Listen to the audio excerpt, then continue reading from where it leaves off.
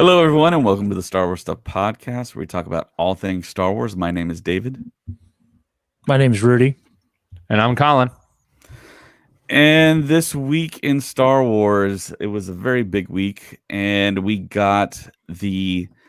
finally we got the High Republic, which was dropped, and we were supposed to get it last August, but of course, world events happened, and we got two books. We got The Light of the Jedi, and we got the book from Justina Ireland, which I actually downloaded on Audible. I haven't read it yet or listened to it yet, but I started listening to Light of the Jedi. Rudy and I have been listening to it. And my book, I actually purchased the book on Amazon, and it should be arriving today at some point. So I can go through and kind of like make notes, and so we can do a deep dive later on. But I know Rudy's further along in Light of the Jedi. Not by much. Yeah, but it feels like, because we spoke earlier, it feels like you know a lot more than I do. But yeah, we just want to do a little non-spoiler conversation about what we kind of know so far. And I think Colin's going to read it later on. He hasn't started it, so yeah, Colin's like our audience right now that hasn't read the book yet. Right. I was gonna say I haven't, but Brooke is going on it right now, and I believe she's on chapter 4, and she said so far it's really good. But I think, Rudy, you said you're past chapter 22, right? Yeah, I'm in the middle of chapter 22 right now. I'm on part 2 of the book.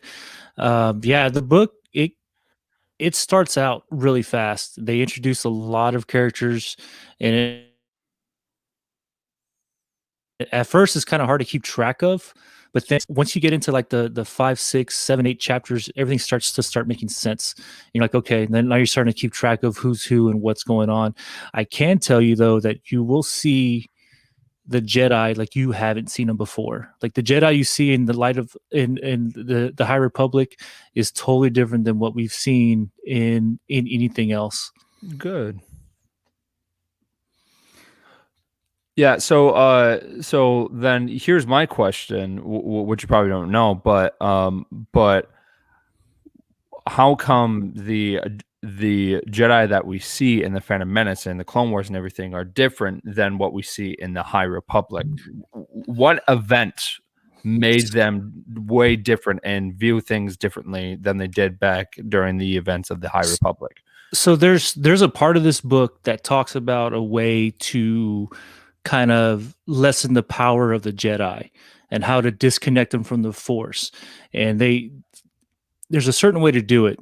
And when you see them in this book, you'll notice that they are way more connected to the Force than they are versus the Phantom Menace and anything after that. And there's a reason to it. And there's a reason why it also kind of explains why Palpatine wanted to start the Clone Wars and have it span out the way he did, and how he kept the Jedi in the dark as well. Okay. Did you happen to read about any of the species of Max Rebo in there? Because I know when they were advertising. What is Max Rebo's species? Is there a proper name? Yes. I can't pronounce it, so give me 1 second. I love the character, but I can't pronounce his species name for the life of me. Can you spell it? Yeah, it's 1 second. For the viewers and listeners that don't know, the High Republic takes place 200 years prior to the events of the Phantom Menace. So it's kind of far back. It's far back as we've gone in canon, while Disney has owned Lucasfilm. Well, I don't know.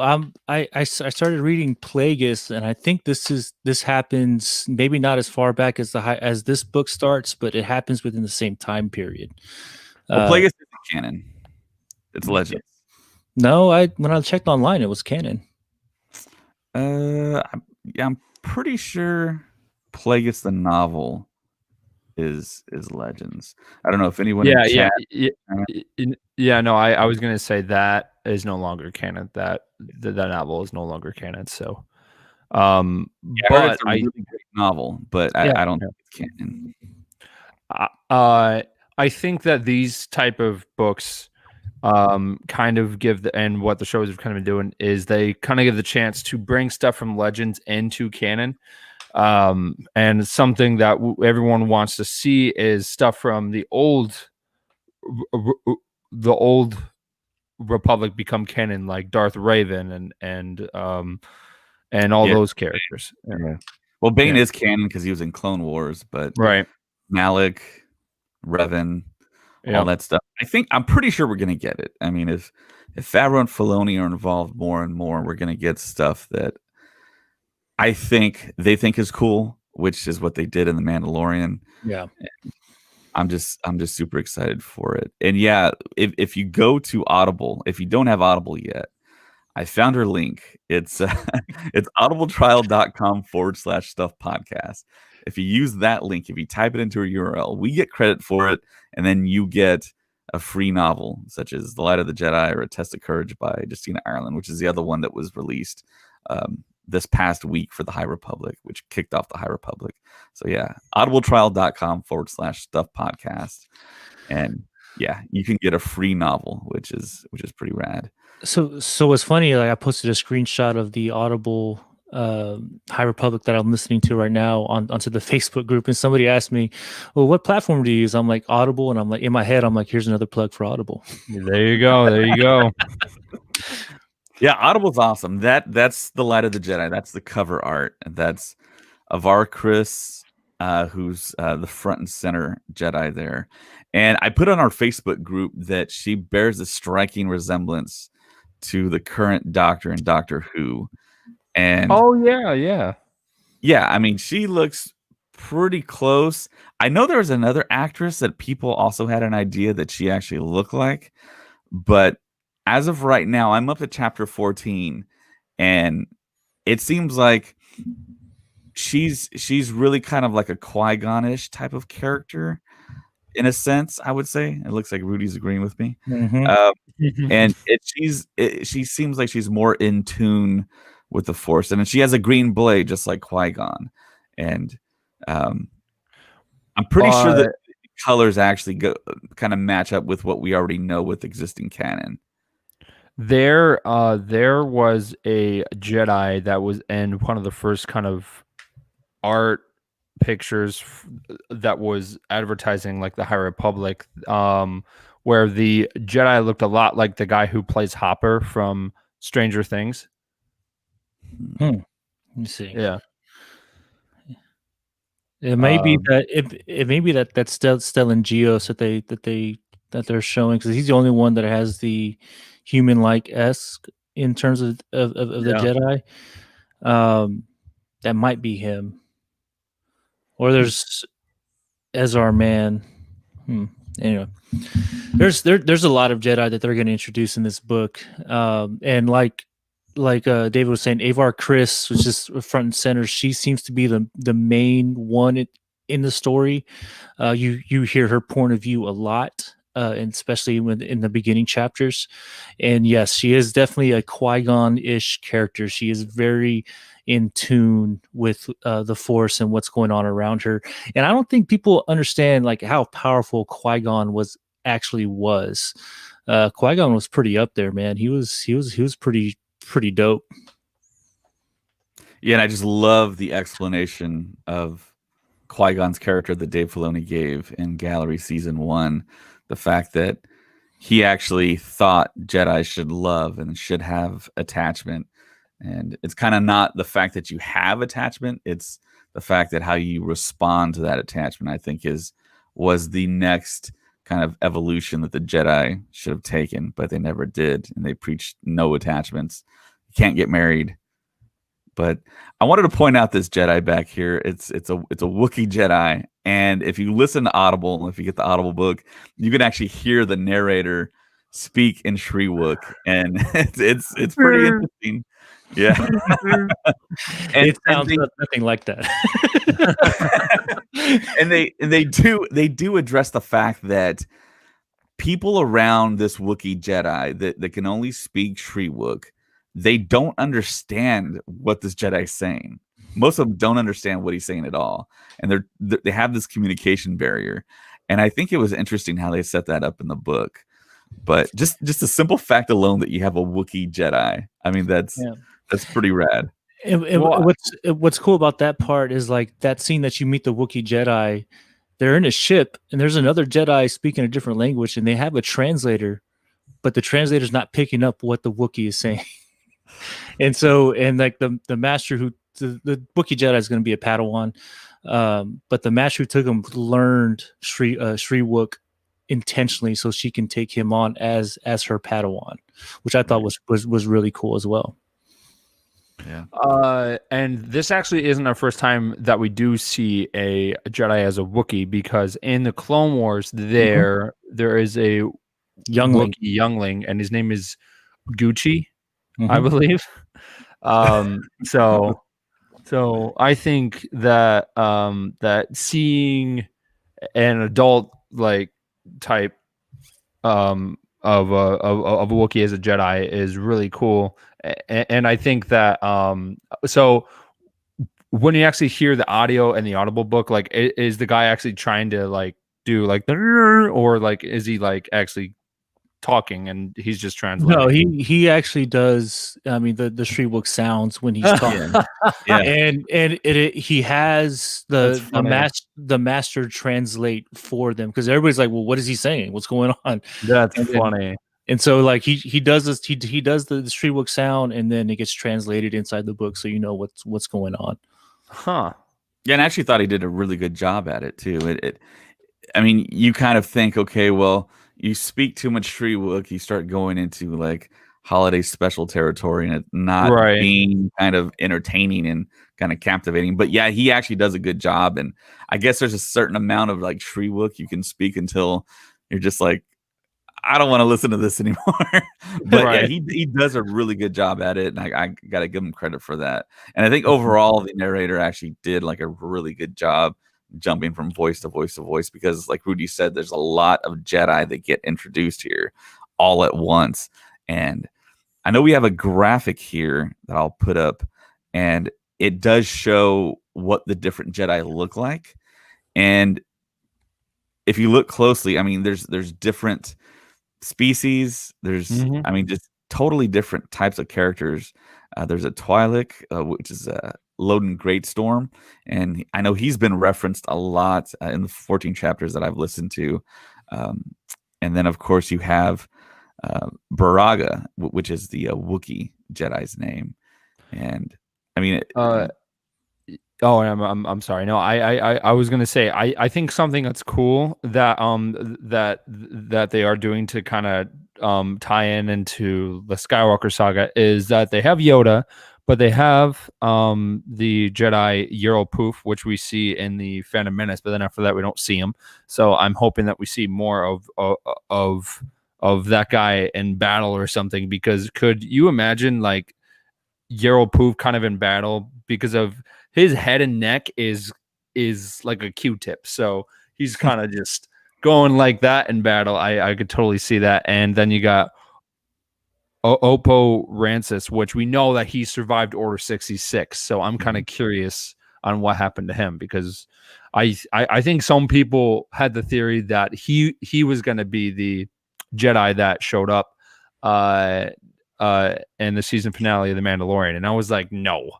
That would, I mean, no, but I do think it's really cool to see these elements that kind of tie into like the other movies and stuff, because I think if they tie stuff into the movies, I think it's going to draw more people in and to this, because of this is a whole new area we know about, and I think it's fascinating. If you have those elements where you know about, then I think that will draw some more people in. Yeah, and everything I've read so far about the High Republic, all the events from this book and all the books leading forward, all lead up to what's going to happen into Phantom Menace and how they got to that point. And even at the end of this book, you're not going to be introduced. And again, I haven't gotten to that part, but I've I've read some non-spoiler reviews of the book. You're gonna see a change in the main antagonist, and you're gonna see it start a chain of events that leads up to what we've seen so far. Okay, that's exciting stuff. Yeah, if you look at the graphic there, I was talking to you guys about this before the podcast, but you have Yoda, Vetar, and Laru, and apparently these are the 3 Jedi that are actually Grand Masters.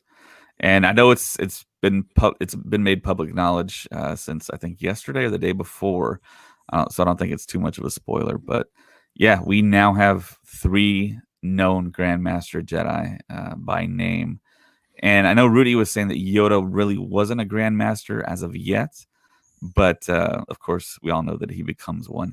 And it was actually kind of a extended universe legends term that was used, and now it's officially canon for Jedi that have the rank of High Jedi Grandmaster. So I thought that was interesting. Yeah, and Yoda gets referenced in this book, and we had talked with, like you said before, David. Like it's crazy how revered he is amongst the other Jedi, because the number thousands gets thrown into the mix as to the number of Jedi that are in the galaxy at this point. So yeah, Yoda's a very spry 700 years old. Very spry, and he's doing what he always does. He's teaching, so that's what he does. And he does actually kind of look younger in the drawing that we have of him for the High Republic. He showed up in that new Galaxy's Edge game that's VR, and I saw some footage for it, and he like had the same old man voice, but he did move faster, which I thought was pretty cool. But something that I've always wanted to see was like a teenage version of Yoda, kind of like we see like a teenage version of Groot and Guardians of the Galaxy. That's something that I think would be hilarious. So what? Yeah, like he's like 200, 300 years old. Yeah. of just being like, no, clean my room, I will not, and like all that stuff. Like I think that would be hilarious. That'd be awesome. I'd like to see that, him as a Padawan get into his training. As I wonder who his master was training him. Trying to think. I don't think we ever got a name or a character or a reference to Yoda's master, have we? I've never seen or heard anything. Like, there's been very little known about Yoda and his background in the species. Yeah. In chat, if you know, if you have an idea, let us know. Help us out here. But yeah, I'm super excited to see where this goes. I know they kind of hinted at this project a long time ago and called it Project Luminous. This is Project Luminous, and we all thought it was like a Yoda type of situation. And yeah, Yoda's involved. He's not the main character, but we're getting all these new characters now, and I think it's, like you said, it's exciting to see something that's new, that's canon. And I mean, if you want to read the story, I mean, that's great, but I think Audible is probably the best experience to go with. I know they kind of sponsor us a little bit, but I mean, I think the production value that they give us on Audible with the sound effects and the Star Wars music and the narrator doing the different voices, I think it's a very kind of unique experience.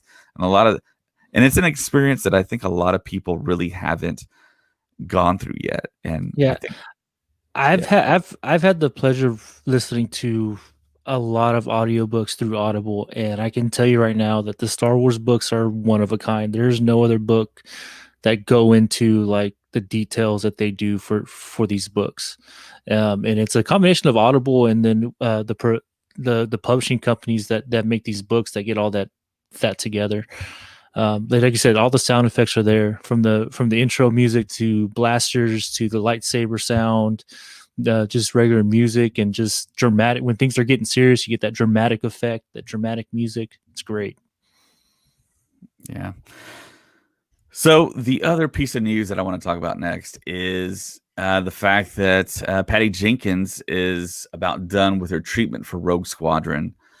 And I know we've talked about, okay, well, when does Rogue Squadron take place? I watched the video when Kathleen Kennedy talked about the announcement, and she talks about it being in the future era of Star Wars, even though the logo shows an older style X-Wing.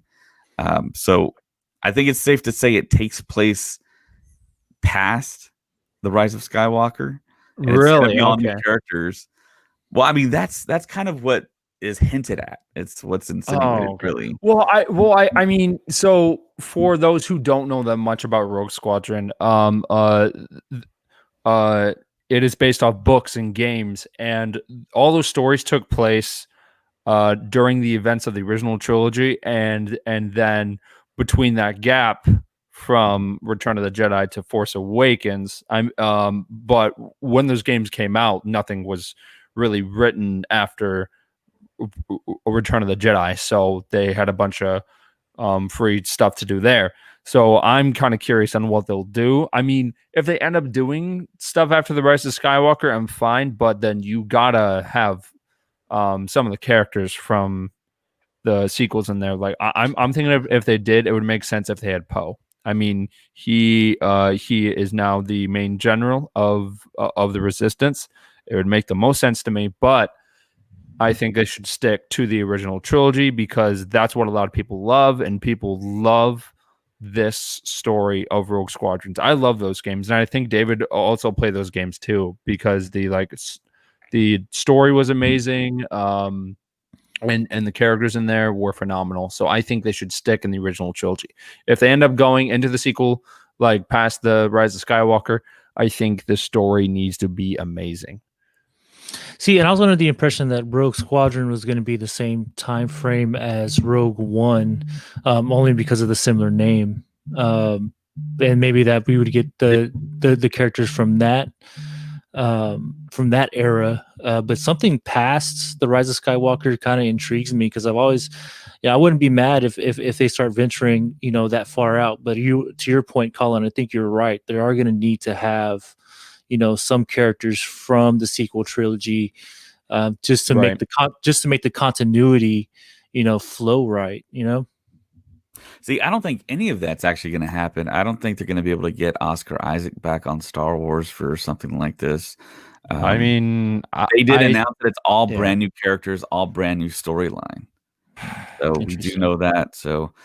But I mean, it almost like speaks to the respect that they're showing to the EU, because a lot of those Rogue Squadron books are very beloved. They're very beloved by the older fans, the hardcore fans from back in the day. And it almost speaks of them maybe moving that into kind of canon in a way. I mean, they're showing respect, it feels like to me. And I think there's a certain group of fans that kind of maybe don't want the original stories to really be touched.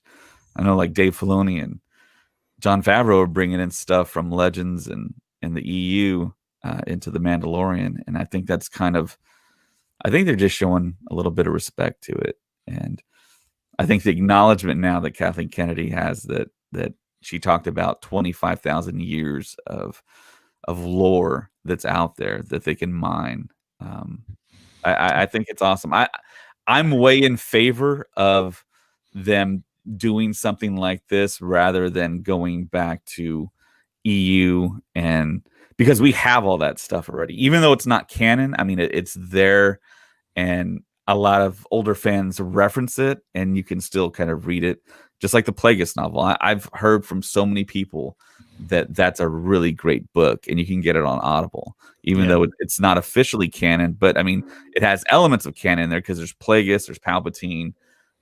So yeah, and you get introduced to you start seeing, like, what I've taken away from it is like just kind of they released from a different point of view this past year, and it's kind of the same thing with Plagueis. You start seeing the Jedi and the Republic from the Sith point of view through Plagueis, and like their mindset on what's going on. Which I bought it like 2 days before I got High Republic on Audible, so I've been going back and forth between the two. Yeah.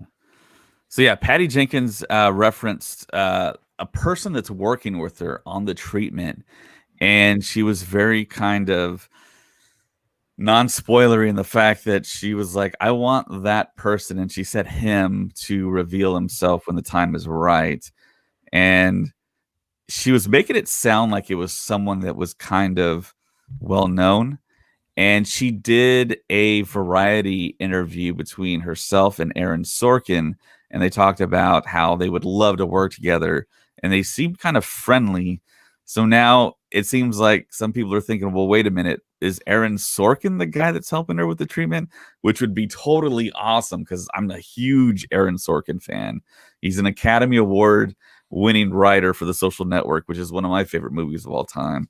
And of course, he wrote for A Few Good Men, which is another huge movie when I was younger that I would watch over and over again. And his dialogue is just the best. He's pretty much the best screenwriter next to, I would say there's a handful out there that are just like the best, and they can choose any project they want to work on next. And I know he's directed a lot of stuff lately, or a couple of projects lately. I think he has 2 films now.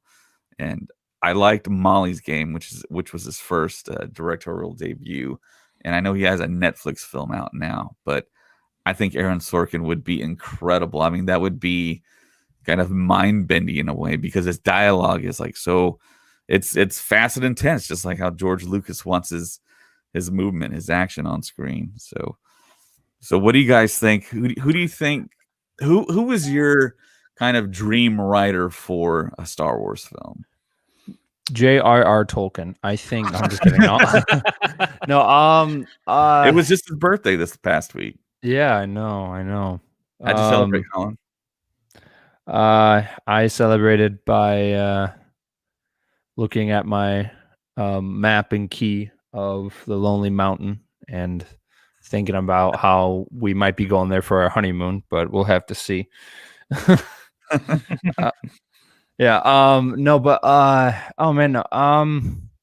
I really don't have a preference for an author. I think there are a lot of really great ones out there that could help Patty, but it just depends. I bet you guys probably have more of a preference than I do, but I'm actually going to see one of the creators for the Bourne Identity make one of the series for Disney Plus for Star Wars, and I'm pretty excited about it. I think it's the cast. Is it Cassian Andor series? Yeah, it's Andor, Tony Gilroy, who finished up Rogue One. I don't know. It's really not publicized out there, but he basically took over the film from Gareth Edwards and kind of fixed it in a way. He's not really a big Star Wars fan, but he said when he arrived, when he was approached and hired on, he said the film was like a mess, and he came in and kind of fixed it. I love Gareth Edwards. I like his fandom. I just everything that he kind of stands for with Star Wars. I hope he's given a second chance. I don't know if it's the fact that he was like such a super fan that kind of overwhelmed him, maybe in a way. I don't know. I always think back to like The Force Awakens and how if I was tasked with the job of bringing Star Wars back, I don't know if I would be able to like move on set, because it'd be such a huge, enormous like undertaking, you know? I mean, think about it. I mean, bringing back Star Wars, I mean, all the pressure is on you, man. Yeah. Right. And I mean, and something that he probably had a very difficult like time of not geeking out was probably when he brought Darth Vader into that film.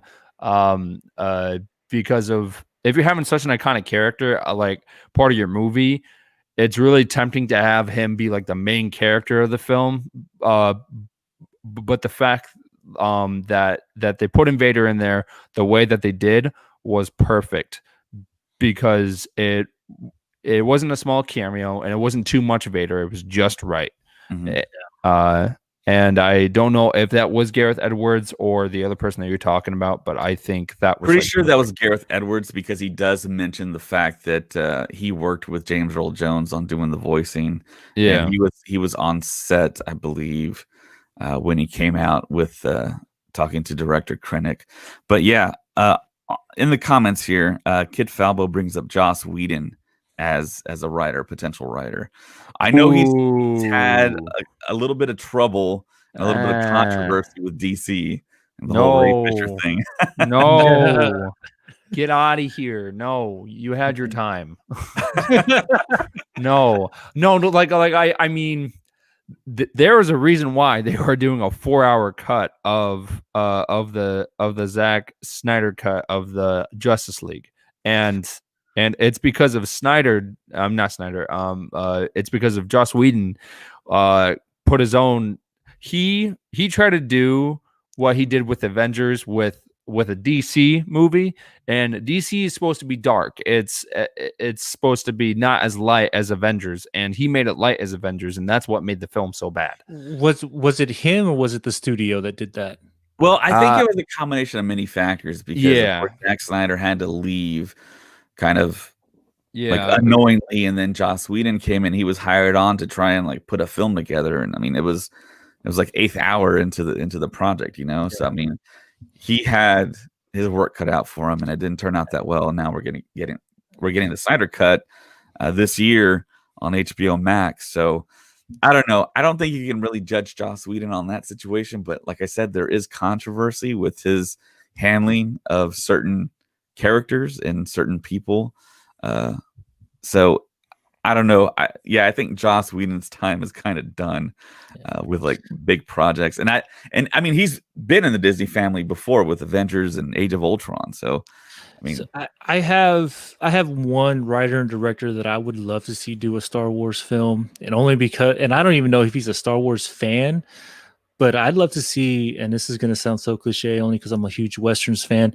I'd love to see Clint Eastwood get in there and write a short for Star Wars or something. Just because I like that true gritty feel, which is why I'm excited about the Andor series. Because I think that's what we're gonna get. And I think him being in there and doing something with Star Wars would be really cool to have. Yeah, I could totally see that too. Man, Clint Eastwood is getting up there in age. He is. Oh yeah, I saw a movie I think a year ago or so where I think it's called the Mule. Yeah, and I love that movie. Love it. I was so curious. I was like, he's getting up there, and I think there's action in this, so I'm kind of curious. But he did such a great job with it. He still got it. He still got it. And the fact that he also is a film director is awesome as well. I personally from an actor standpoint, I would hate to be the actor being directed by him because he is such a intimidating guy. So I think I heard that he actually doesn't say the word cut. I think he's just like, okay, let's move on. He's So him doing something with Star Wars is pretty cool. Either. No. Now that I think of it, he just says go or something. Yeah. Very quiet setting. Never raises his voice. It's kind of interesting. Well, I mean, he I don't think he has to. He has that. I think he has that kind of respect, not only from his producers and writers, but also from his actors. Like they know when it's go time and it's time to get out into business. And some of the movies that he's done, I mean, you think some of the work he's done with Tom Hanks, it's pretty crazy, man. And like I said, that true gritty feel. I think we had a comment from Kit Falbo talking about maybe getting Quentin Tarantino and Hateful Eight. That might be a little too modern for my taste, and maybe for the Star Wars fans. Quentin Tarantino's gotten a little bloody over the years. I mean, there hasn't been a Tarantino film that I've seen that just doesn't have an obscene amount of blood in it. And not saying I don't enjoy it. I enjoyed those films, Hateful Eight and Django, but I think that might be a little too much for the Star Wars fandom world, especially if the goal for Disney is to bring in younger fans and to rejuvenate the fandom. Yeah, well, I mean, you really can't say that about this last episode of The Mandalorian because I believe he snapped someone's neck.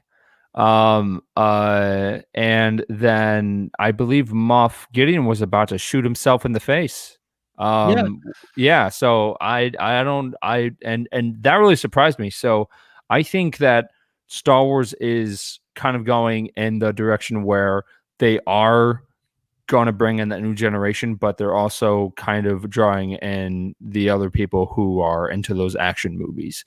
And and I believe in Force Awakens is when we heard them like say an actual real swear word in there, and then you go to Last Jedi, and it keeps going and going. So I think Star Wars is slowly getting more into that phase where it's drawing in more adults, where people are like, oh, I guess Star Wars isn't really a kids thing anymore. Because if George Lucas did say in the beginning, Star Wars was meant for 12-year-olds, and Right.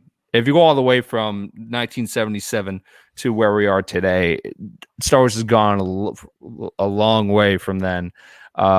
Where you think about it, it's like, this is not really meant for kids, especially in the Clone Wars, because of people are getting decapitated and it's just crazy. So I think that maybe Clint Eastwood and Tarantino could probably pull something off, but I don't think I would ever want to see a rated R Star Wars film. No, I would never want to see a rated R Star Wars No. film. He just came back with Jonathan Nolan from Westworld. That would be interesting. I kind of dig Jonathan Nolan. He's done some pretty good stuff. Mm-hmm. Yeah, and it's interesting that he brings up Quentin Tarantino, because Robert Rodriguez is actually a very close friend of his. And I'm kind of wondering now that if Robert Rodriguez had never done all the Spy Kids films and all the kids genre stuff, would he have even been invited to do Star Wars? Because he would be in that same category as Quentin, because he's done a lot of rated R stuff. He started doing Spy Kids because I believe, when he reveres George Lucas, and when George Lucas said that digital is the way to go, and that's when he started getting into the whole Spy Kids thing. But he's also a close friend of Jon Favreau. And if I believe, whenever they interviewed him after his episode appeared, he was kind of a last minute add-on to the episode to come in and direct it, because the original director they had planned to do it backed out at the last minute. So Favreau called in a favor and had him come in, and just so happened to be one of the best episodes of the season, with Boba Fett coming out like a beast. But I think his relationship with Jon Favreau kind of started that kick, and his love for Star Wars and George Lucas too. Yeah, and it's incredible now that he's going to be a producer on the Book of Boba Fett now. So it's like worked out like great for Robert Rodriguez, just doing that one episode and getting into the Star Wars universe now. And for that episode and Boba Fett to be that universally accepted, I think, by the fans, and being such a hit. And I feel like Favreau's like, I told you so, when he originally pitched the idea of Boba Fett as being reintroduced back in the canon. And I think there was a comment from Robert Rodriguez where it was like, people compare Din Djarin to like a Western 6-shooter, almost like a samurai type character. And then he's like, if that's what they're comparing, Mando to, then Boba Fett needs to be a barbarian. And that's kind of the way he portrayed him in that movie, just tearing through the stormtroopers. And that's the Boba Fett that we all wanted, because that's what we heard from Legend. Even in Clone Wars, he was that aggressive as a young child. We can only imagine how he was as an adult. Yeah, it was definitely rad. I mean, honestly, I wasn't sure how Robert Rodriguez was going to fit in as a director, but I mean, he knocked it out of the park, and it's so cool that he lives like super close to Rudy and I, and he's a fellow Texan. So yeah, I'm looking forward to the Book of Boba Fett, especially with him involved. He's going to have a big say. But do we know what the premise is going to be for that? No, they haven't released anything really. I mean, we haven't gotten anything official other than Favreau going on Good Morning America and talking about the little that he spoke about, and nothing official has really dropped. We all kind of assumed that we're going to see kind of the story of how Boba survived the Sarlacc pit. I think everyone's interested in seeing that. Really cool. I'm hoping we get more Cobb Vanth, because I love Timothy Olyphant in Star Wars. I think we are. I think he's coming back. I think he was universally loved. Cobb Vanth, and we got him only in that first episode, and that was kind of a shame that we only got him in one episode. But he was pretty good. Someone else I would love to see from the Mandalorian, like, kind of come back more is Bill Burr's character. I think he did a phenomenal job, even though that when he signed up for the project, like he was like, I'm not a big Star Wars fan, but I think he's starting to be like, okay, all right, because he did a phenomenal job in every episode that he's been in. So I have to say this the episode he was in the second season. Yeah. I liked him more than I did in the first season because I got I got a little bit more backstory to him. I got more, and I'm huge on character development, so I wanted to kind of feel for his characters. When I heard he was coming back for season 2, I'm not gonna lie, I wasn't the biggest fan because I didn't really like the first season episode. Not his character, just that episode in general. But then when he came back in this one, and you got his backstory and where he was, and call back to what game was that? Was that battle on? Star Wars Battlefront 2. You are talking about Project Cinder. Yeah, they call back to Cinder. Yeah, a call back to that. I thought was really cool. Yeah, and someone else that I would love to see show up would probably be the character Iden Versio and the guy who played Del Meeko, because if they actually use their faces and how they actually look in the actual game, so those characters could totally show up. I guarantee that they both would totally be down, because of not that many people like the campaign or the game, but I really liked the game. I thought it was really cool. I love the fact that it took place directly after Return of the Jedi, like the Battle of Endor, like one of the first missions. Like they're on Endor and they'll look up and it's the second Death Star blowing up, and then you go from there. And I thought they did a fantastic job with it. Yeah. So there was actually some other news that dropped here that's kind of interesting as far as like the Disney family with Marvel goes, because the Loki executive producer Michael Waldron has been tapped to write Kevin Feige's Star Wars movie as part of a kind of a huge kind of different deal with Disney. And I joked in our group chat that he was related to Joseph, which they share the same name. Doesn't really look like Joseph, but Deadline reported this. They dropped the news, and it seems like it is legitimate. It's factual.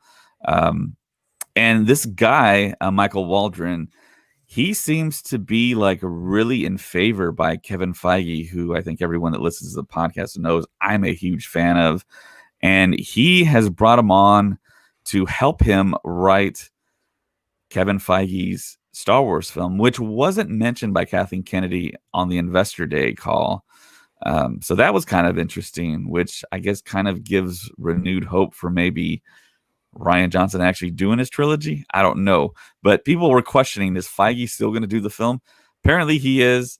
Michael Waldron's on board, and he is an Emmy-winning writer for doing Rick and Morty, actually. And yeah, he's done writing on Doctor Strange and the Multiverse of Madness, which hasn't dropped yet. It's a movie that's coming out. He's a writer on Loki, which is a Disney Plus series, if you're not familiar with that. And Kevin Feige seems to love this guy. And kind of like with Filoni and Favreau, whatever Feige likes, I like. So I'm all in favor for this, which gets me excited for those other Disney Plus TV shows, Loki, and I think there's another show he was involved in. Well, the Doctor Strange Multiverse of Madness. That I'm excited for as well. And he signed a deal to come back for the second season of Loki as well, I believe. So I think this is great news. I was wondering personally what was going on with Feige's movie, but what are your guys' thoughts on this? You know, as much flack as people like to give Marvel and the Marvel universe and the movies that they've done, the writers that they have writing those movies and laying everything out for Disney are phenomenal writers. So when I read that, I was like, man, that's going to be awesome. Now I want to see what Loki looks like. And once I see that, maybe I can get a sense of what he's going to bring to the table for the Feige movie. But if you think about it, these movies, the Taika Waititi movie and the Feige movie, they're going to be something we've never seen. So there's no boundaries here. Every movie that we've seen from Star Wars had to tie in to the original trilogy or the prequels or something within that 67-year timeline, these movies that we're going to get is going to be something completely different. And so it's kind of exciting to see. Yeah. As long as they don't bring Joss Whedon into it, I'll be fine. I'll be totally fine. I just think that that some elements that you see in different franchises where, like, for example, and I'm bringing Joss Whedon up again, is because of he did carry some of the stuff from Marvel over to DC, and that's what made Justice League bad, because they're totally different, like, platforms. They're totally, like, they're in their own spaces. And when they first added a comedy to Star Wars, like real comedy, where they were making a joke in Force Awakens, where I think Poe was like, "So who talks first? You talk first, I talk first." I thought that was like, I felt like that was forced, but then later it kind of got more smoother and better. And if they, add more elements from Marvel or do something like that, I'm just kind of worried that they are going to leave the blueprint like Rian Johnson did with The Last Jedi. And a lot of people didn't like it because he did his own thing, and you can't do that with Star Wars. You got to stick to the script. But since that it won't be part of the Skywalker saga, it might work. And I think that's what killed The Last Jedi, was because of Rian Johnson kind of made his own interesting creative thing, but you kind of went way off the blueprint, and that's what kind of screwed it up. So as long as they don't do anything like that, I think it'll be totally fine.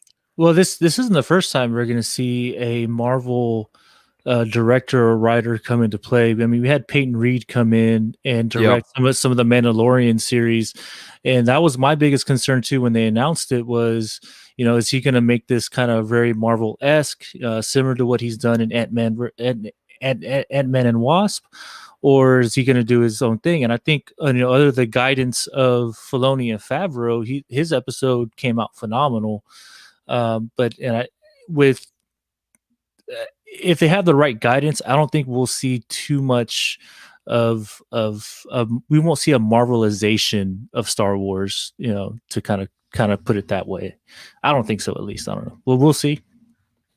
Yeah, I'm totally confident in, like I said, Filoni, Favreau, Feige, the three Fs. I mean, those are the guys. Yeah, triple F, whatever you want to call them. Yeah, I totally have all the confidence in the world.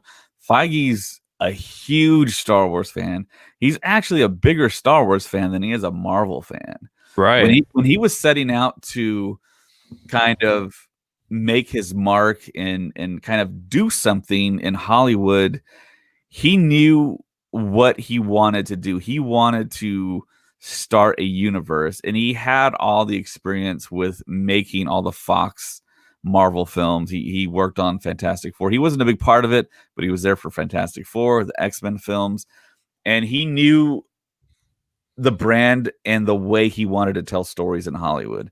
And there's interviews where he talks about, I was just searching for he was searching for a franchise out there to just bring to the screen, and he was looking for something grand, something epic, and he found it in Marvel, and he proved out his theory with the 22 films that he released. I mean, it was awesome. I still watch those films to this day, and I've been a Marvel fan since I was a little kid, since I was introduced to Star Wars. I was introduced to Star Wars first, but I had all the toys, I had comic books, and he did a fantastic job. And that story of him kind of getting that HasLab Cell Barge project done and completed and solidified that it was going to happen, because there was a fan-backed project. It was the first project that HasLab did, where I think they needed 5,000 backers for the Cell Barge for the 3.5 figures. He bought the remaining 200, so he has like 200 Cell Barges somewhere, probably in storage by now. But the Russo brothers talk about the story that they came over to his house and they saw all the boxes for the Cell Barges, And that's how big of a Star Wars fan Feige is. And that's what kind of leads me to believe that he's going to do something original trilogy-esque, which is super exciting. And that's a lot in the veins of The Mandalorian. So I think fans of the original trilogy have the Feige film to look forward to, unless he totally surprises us and does something out of the box, brand new characters, something that we've never seen before.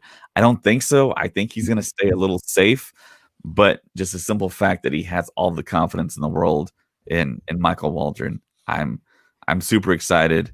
It's very comforting to know that this guy has worked on all these Marvel projects, which is Kevin Feige's bread and butter right now. That, I mean, we're getting movement on this, and I'm excited. I'm looking forward to it.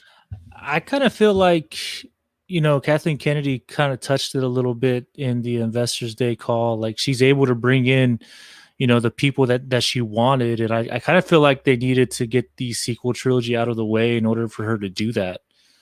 Because now we're seeing everybody to come out and direct or write a Star Wars episode or film or series, and we're seeing a lot of big names being thrown this way towards Star Wars, which I think is fantastic. Yeah, which kind of speaking of which, there's high rumors right now of Robert Downey Jr. Playing Grand Admiral Thrawn. How do you guys feel about that? I don't like it at all. No? No, he doesn't fit the character. I mean, and I think we talked about it a little bit before we started this. Like, if you go back and you watch Grand Admiral Thrawn in Rebels and how his demeanor and how he acts, I mean, you're looking at maybe a Jason Isaacs, of which would we say that Benjamin Cumberbatch. And even there was one out there that I thought would be interesting. He has a demeanor, and it would be cool to see him kind of play that role. Would be, I can't say his name, so forgive me. The Chiweedle Ejiofor. He played in Doctor Strange as one of the as one of the co-stars, Baron Mordo in Doctor Strange. I can't say his name right. I apologize. But Benjamin Cumberbatch probably to be the best bet if they were going to do a big name. Because I think they're going to do a big crossover event whenever they meet Thrawn and they actually face him, and they're going to have a big name for that. Right. Because I mean, and something else that we talked about is that Benedict Cumberbatch, he played Khan and the new Star Trek films, and I thought that he did a phenomenal job with that. And I think Khan and Thrawn are similar in some ways, and I think that we kind of got a sneak peek from his performance with Khan, and I think he's just such a phenomenal actor, and I think he's really one of the only people that could pull it off, besides the actual voice actor who played him in Rebels, which I think he would also be a great choice as well. I mean, his voice was amazing in Rebels. And he really did bring that character to life. And I think that he could totally do it in live action. But if they did choose to do like a big actor, it would probably be Cumberbatch. I don't think Robert Downey Jr. could kind of do that role. And the reason why is because of, he is mainly known for Iron Man, but he's done some other great films like Sherlock, and I think that is probably one of his more serious roles. But at the same time, I just don't think that he could be that serious and stern like Thrawn. And Thrawn is a very serious. He is a very smart person, and it's funny. That the two choices we're talking about is Robert Downey Jr. and Benedict Cumberbatch, because they both have played Sherlock Holmes. So.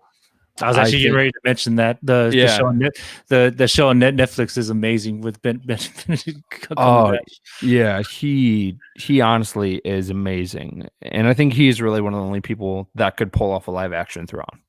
Yeah. Mm-hmm. David, do you have any comment? You're silent on us, David. Sorry about that. So yeah, when I was younger in the 90s, we had Showtime. And on Showtime, way back in the day, way back in the 1900s, they would show Chaplin. And that was when Robert Downey Jr. hit my radar. And it was just an incredible performance. That kind of proved to the world that he had acting chops. And I know now, at this point in time, he's universally recognized as Tony Stark, Iron Man. And that's what people see when you bring up the idea of Robert Downey Jr. playing Thrawn. But the dude can act. He's a world-class actor. He hasn't won an Oscar, but he was Oscar nominated for Chaplin. He probably should have won. But he's also nominated for an Oscar for. I mean, I know it's kind of it's a funny film, but for Tropic Thunder as well. I mean, I believe he was nominated for an Oscar for that movie. I mean, but it's a funny role, but I mean, to pull that role off and not catch any flack for it is amazing.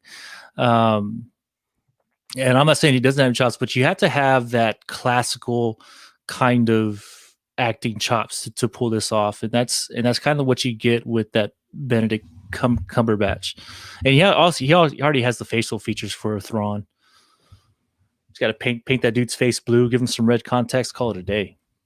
Yeah, I was really kind of like, no way, no how he could do this. But then you start thinking about the whole situation. Benedict Cumberbatch is tied up with Doctor Strange for a while. He's going to be working on that. There's going to be multiple series and films with him doing that. And I'm not sure if he wants to play that character again. And I don't think I've heard anything from his camp about that.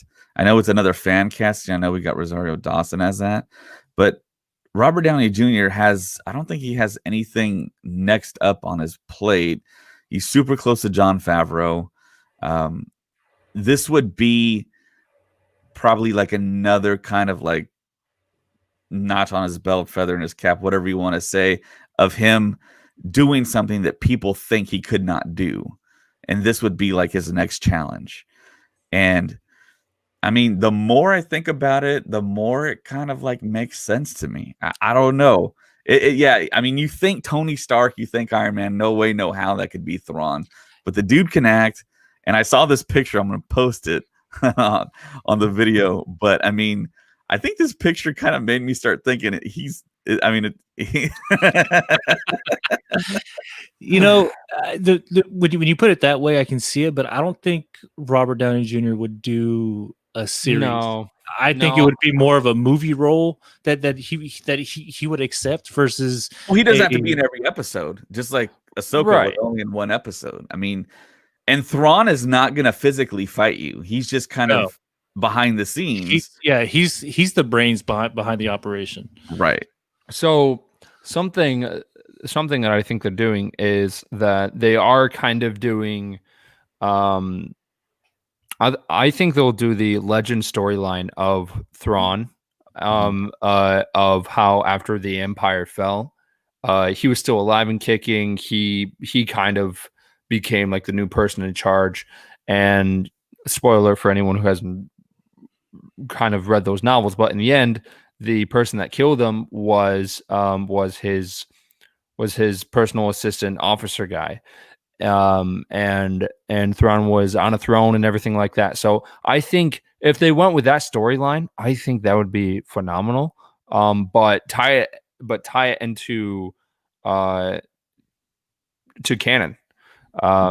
Because I think that's something that could totally work. I think Thrawn is a great villain. I think pretty much everyone knows that Moff Gideon is not the main villain of this whole timeline with the Mandalorian. There's no way that he's the main villain. It is 100% Thrawn.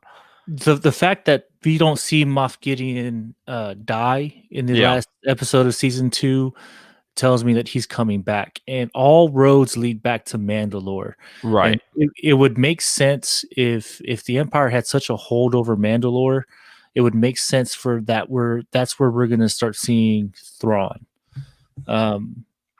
it just makes sense. All roads leads to that outcome, and we're gonna see Moff Gideon again, just because we did not see him die.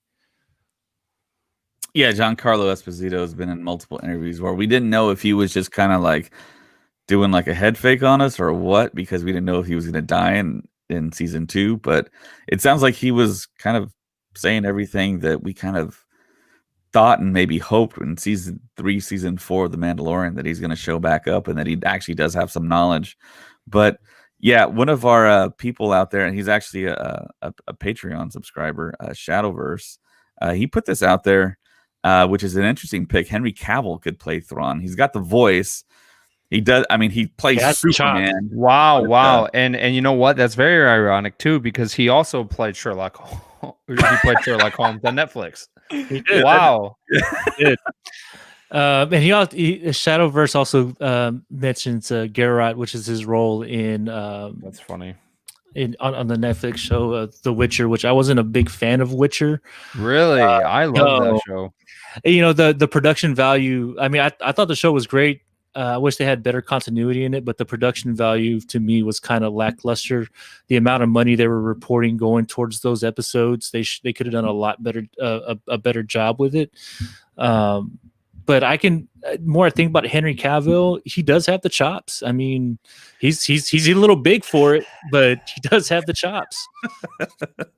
I don't want a super buff guy to play Grand Admiral Thrawn. That's like having Dwayne The Rock Johnson coming up and playing Thrawn. And I just like I don't. I mean, something that like appeals to. Listen. Thrawn is like a Sherlock type character. Yeah. He pretty much is a Sherlock villain, and I think if they cast Benedict Cumberbatch, he could 100% pull it off.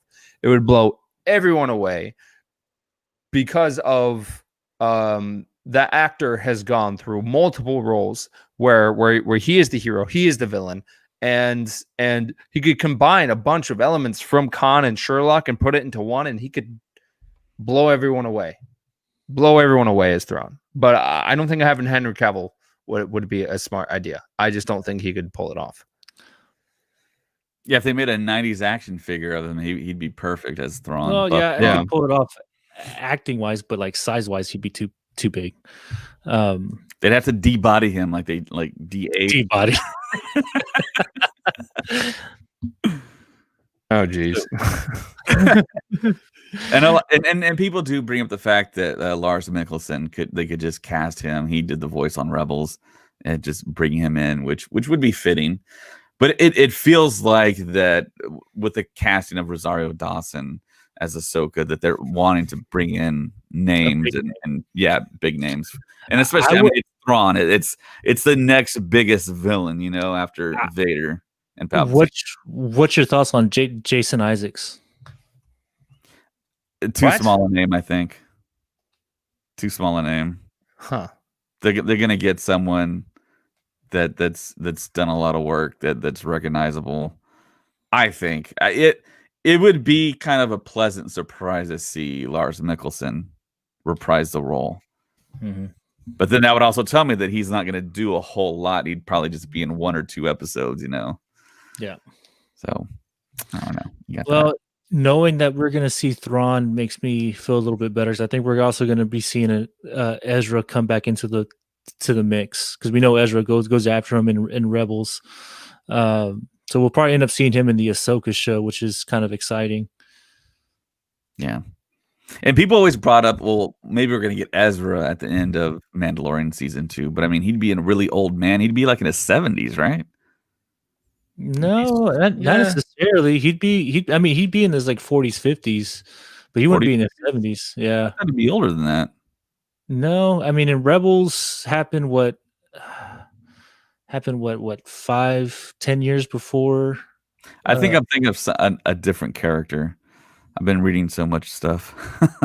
You might be thinking about Cal Kestis. Yeah, Cal Kestis. Yeah, that's because he came in like right right after Order 66. I mean, it was Right. immediately after. That's exactly who I'm I thinking. mean, or it could be our favorite Jedi, Oppo Rancis, Oh, Bo Rancis. coming in, slithering in action. I mean, a robotic arm Mace Windu isn't out of the picture. I'm just saying. Thank you. No one else agrees with me on that. And honestly, if Mace Windu showed up, I would have been like, "This is fantastic." I mean, I didn't want him to show up the exact same way that that Luke showed up, but I think if Mace Windu shows up, I think that's great for the series because of the confrontation that's going to happen between Boba Fett and Mace Windu. Yeah. And there's a lot of stuff this season that I didn't think would happen. I mean, I didn't think that Boba Fett would end up acting the way that he did, but he did. And he did break the code of the bounty hunter, because you're not supposed to trust anyone. And it seemed like he was pretty trusting this season. So, well, I mean, whatever happened to him after the Sarlacc pit, he definitely changed. So we saw a different Boba Fett than what we were expecting, but still the same barbarian style fight that we wanted to see. right. That would be the dream right there. Gary Oldman or Daniel Day-Lewis. So for the book of Boba Fett, who do you guys really want to show up in that series? Bosk. Yes. Yeah. All the like rogues gallery of bounty hunters that we saw in The Empire Strikes Back. Forlom, Boss, Dengar. I'm telling you right now, if they do not cast Simon Pegg as Dengar, that is a huge missed opportunity. He could totally pull the role off, and he also has voiced that character in some of the games. So I think he could totally do it. Well, he's lobbying for the role, but I mean, Simon Pegg is not a big dude. Dengar was a big man, wasn't he? Nah, he was wearing a bunch of stuff. I mean, you can beef someone up. I mean, well, I mean, he was taller too. Are they going to do like Lord of the Rings Hobbit thing on him? he can wear stilts. He can pull it off. I think he could pull off the role. I don't know why you are trying to make it not happen, David. I don't like that. I mean, he was already Simon Pegg is an amazing actor. He was already Unkar Plutt in The Force Awakens. I don't care. I think he could pull off a great Dengar. And you're over here saying, "Oh, well, I don't know. He's kind of small. He's trying to find things wrong with Simon Pegg. How dare you, sir?" Simon Pegg, man. Yeah. Well. You know what? I'm not mad at it. I can actually see it. Honestly, I don't know who to expect out of the Boba Fett series. I don't know what direction they're taking it. If Max Rebo doesn't show up, I will not watch. I will be done. It's the perfect time for him to come in. It's Jabba's palace. It's on Tatooine. He comes back. He's like, "I need food," and Boba Fett's like, "I'll hire you again." That one time when I was in Jabba's palace a couple of years back, you actually sounded pretty good. He'd be like, "Okay, great," and then he'll just start playing on his piano, and we'll all just be like, "This is great, Colin. You were right this entire time. All these years, you were right." Now, did the space piano get destroyed on the cell barge? See, now here's the thing. We actually didn't. Oh, no, I guess we did. Okay. Well, he could just make a new one. I mean, it's probably not that hard. I don't know. Okay. So there's a comment from a Facebook user saying Mace is dead. Let it go. No. I think David had it up there. So I'm going to say this. I'm going to say this. If you haven't read Light of the Jedi, there's literally a whole chapter dedicated to falling from high distances or high heights. So I'm not going to reveal what the chapter's about, but it's a whole chapter about training yourself to fall from high heights. So just saying, there's a chance. So they're laying like the groundwork now of Mace's return, essentially. Yeah. There's a chance. I mean, hell, Palpatine fell from a high distance, and we got him back. Right, and I mean, and not just him, and including Luke Skywalker got his hand chopped off, just like Mace Windu. He fell directly down like thousands of feet, and he survived. So I think if Luke Skywalker can do it, then the Jedi that was the most powerful, right behind Yoda, could totally survive as well. Yeah, I think at that time, if we had to rank in the prequel trilogy, if we had to rank the Jedis, it'd be Yoda, Qui-Gon, then Mace. Yeah, I think it's totally possible. But I think the official ranking is actually in the Phantom Menace. It's Yoda then Mace. Mace is the next powerful. But I see what you're saying, Rudy. That Qui-Gon should have been higher in a way. I mean, the only reason I say that because in Clone Wars, Qui-Gon is the one who leads Yoda to the path for his training in terms of doing the whole Force Ghost. I mean, Qui-Gon lays the path for Yoda to figure that out. Right. Exactly. Right. Interesting. Yeah. But now that I think of it, listening to Light of the Jedi on Audible, there was a certain section where they talk about and they address someone actually falling, thinking that they were going to die, and that a much more powerful Jedi prevented that from happening. And it was Mace Windu from the future. He was like, it would be from the past. But just keep reading, David, because it goes deeper into the next part of the book. But it's a whole chapter dedicated to falling from a high distance. So I'm just saying there's a chance. Wow. All right. Well, there you have it. So now Mace Windu, Max Rebo. So now you had to explain away what he was doing, why he did nothing while everything was going down. It's pretty lame. The dude had no arms. He was recovering. Done. It's gonna be funny because of okay. This is something that I think we should totally do. I think we should kind of do like a Deadpool type thing of where we make a list of the characters that we think that will come back, and we take some type of like just in our podcast group, like we end up making a bet to see on who will come back. So for example, Max Rebo, I know he's going to come back, so I'm betting on him.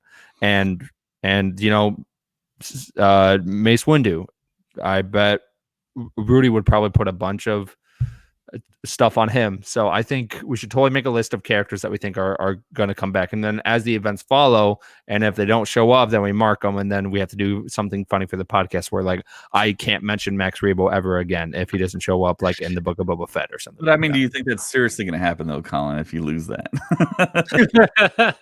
I'm pretty sure it's going to slip out. I will do my best. I'm just saying the best chance we'll have to see a Mace Windu would be in the Book of Boba Fett. Okay. Just because of how connected they are to each other. There's a chance he could possibly show up in the Endor series because it's closer. It would have to be something like he fell, he used the Force, but somehow he got struck in the head, got amnesia. Dude, it's Mace Windu. It's Samuel L. Jackson. Yeah, I mean, the story would have to be so good, kind of convoluted in a way, because it's like, where was he that whole like episode 3, then the original trilogy, and then Rogue One. I mean, you can argue that he went into exile the same way Yoda did. Yeah, that's a good story point. You can argue that, and Yoda came in, and honestly, I think they kept Yoda around because he was a huge favorite from Empire. That's the only reason they keep bringing him on is because he's a fan favorite. But you can argue he went into exile. I'm just saying, if I see a purple lightsaber in the future, I will lose my stuff. Well, yeah. So the other story I wanted to talk about was the fact that Rosario Dawson was on the James Corden show, the Late Late Show, I believe it's called. And she talked about the fact that she was fan casted. I know James Corden brought up the whole fan casting situation. He didn't know exactly what that was. She explained it to him that I think it was Boss Logic created a picture of her as Ahsoka, and then fans got on board with it, and they sent it to Rosario, and she said she was down for it. and then that got back to Dave Filoni. Then Dave Filoni had her in mind for the role because this was years ago when I think it was like in 2015 or something, probably back in the Force Awakens days. So that got back to Dave, and then he liked it, and she was actually brought in before season 1, and she had to keep it a secret since before season 1. So a year and a half or so. Yeah, that's an incredible secret to keep. And she saw concept art on the wall with her likeness.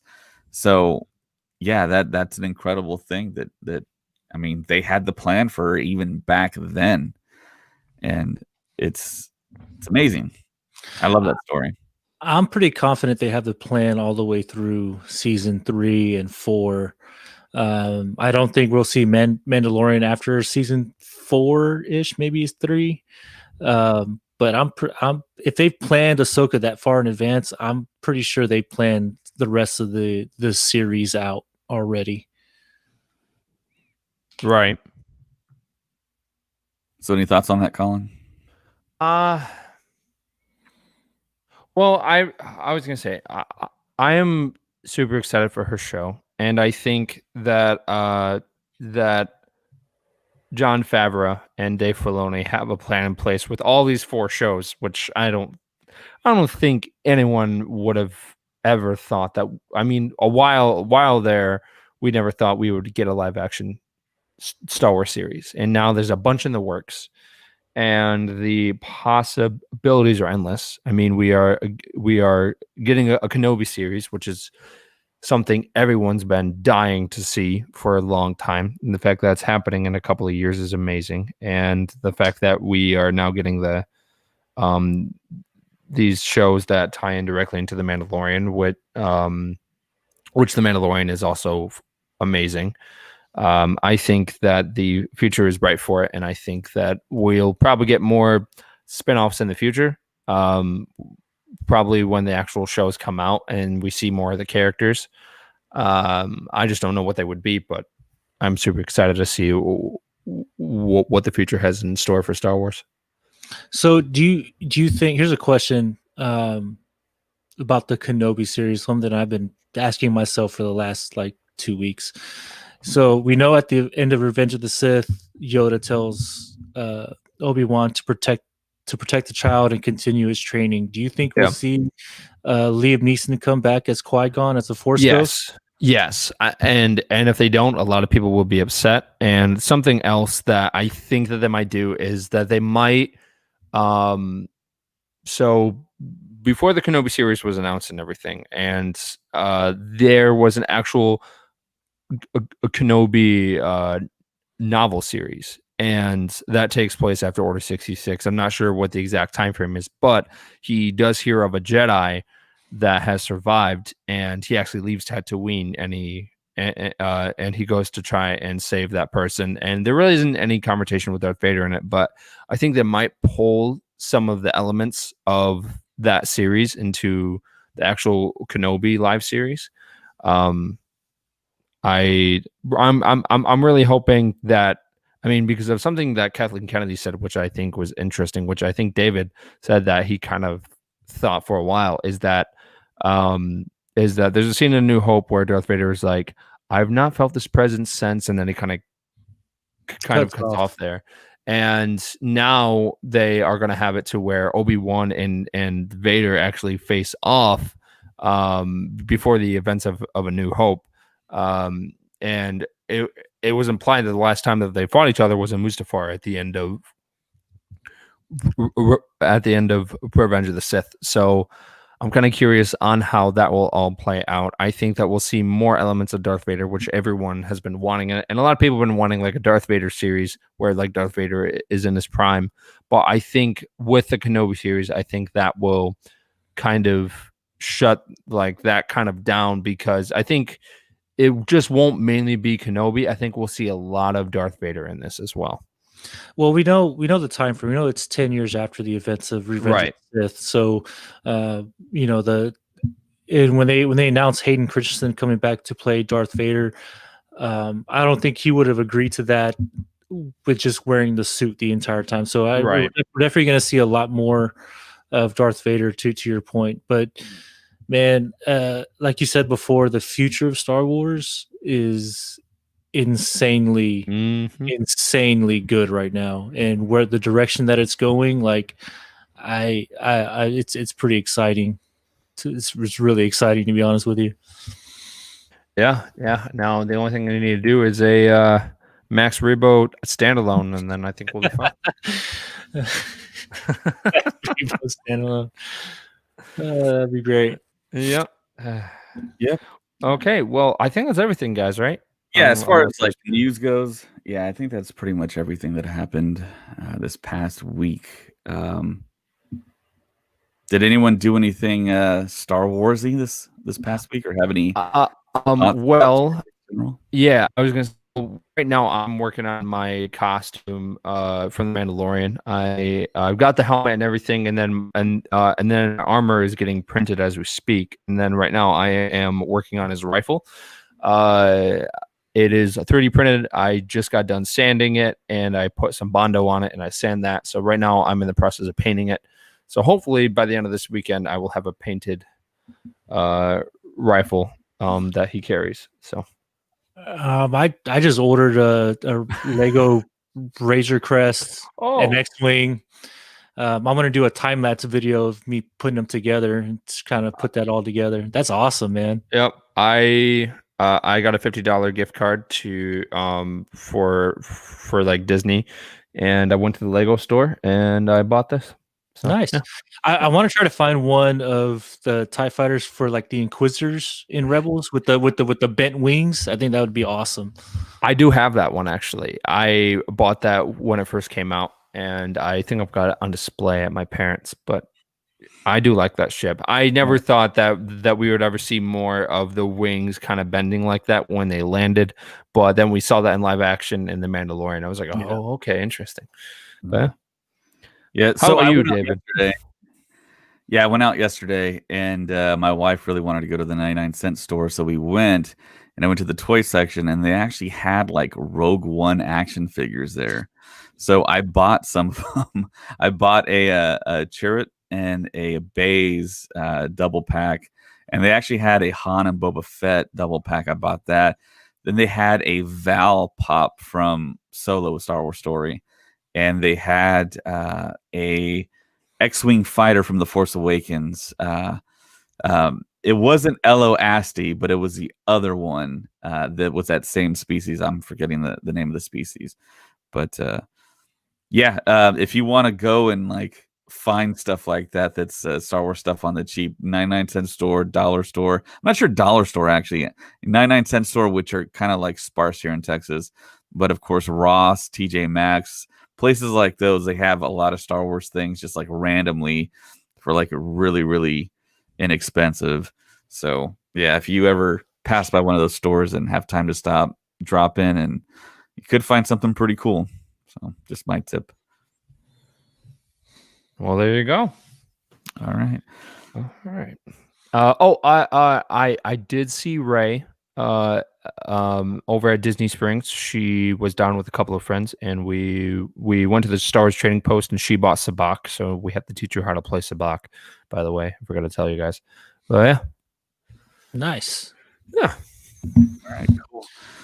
So yeah, that's the podcast for this week. And of course, if you're not on Audible, join us on Audible.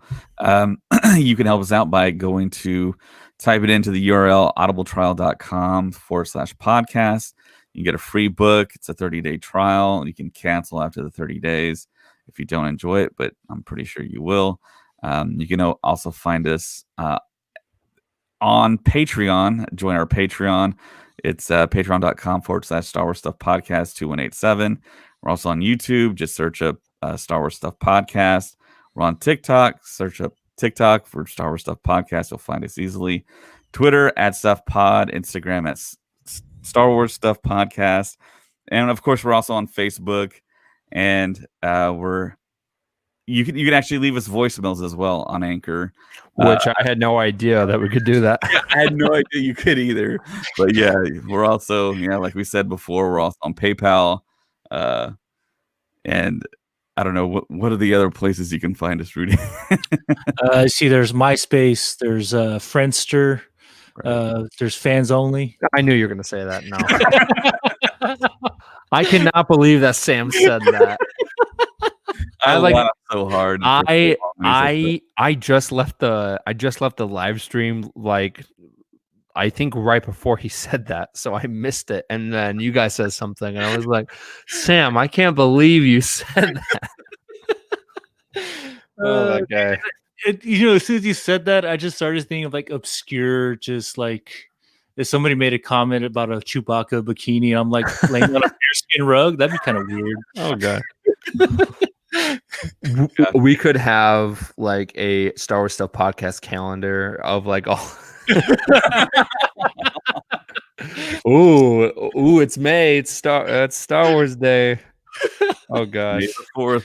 Oh no. But yeah, Sam. you can also email us at starwarsstuffpodcast@gmail.com. We've gotten so many great messages and suggestions and comments and people telling us what they do while they're listening to the podcasts or watching, have us on in the background, what they're doing when they listen. It's awesome. Just email us, tell us what you want us to know, and may the force be with you. Always. Please, man.